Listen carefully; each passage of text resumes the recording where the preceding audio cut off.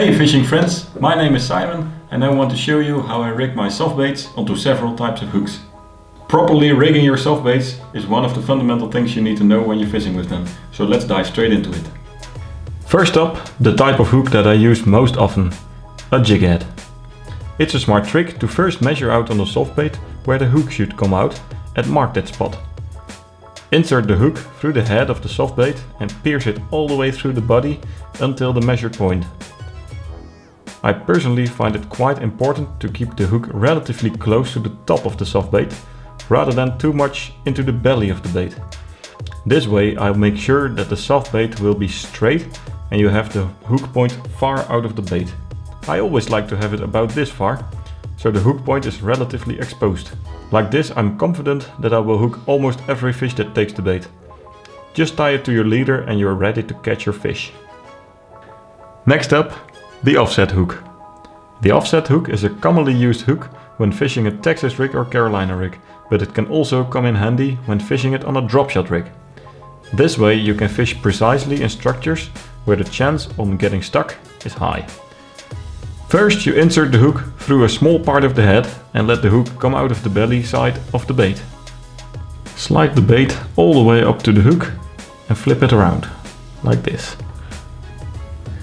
Now you can measure the spot where your hook should come out of the bait for a natural presentation. Pierce the hook straight through the lure body. The hook should now align with the body of the bait. Some softbaits even have a special slot for the offset hook to hide in. You can now use this setup for your Texas, Carolina, Cheburashka or dropshot rig and fish it without getting snagged in the structures where the fish are hiding. With the dropshot hook there's a lot of options to rig your softbait. First you can nose hook your bait. By doing so, your bait is free to move sideways on your hook and chances on getting a good hook set are high.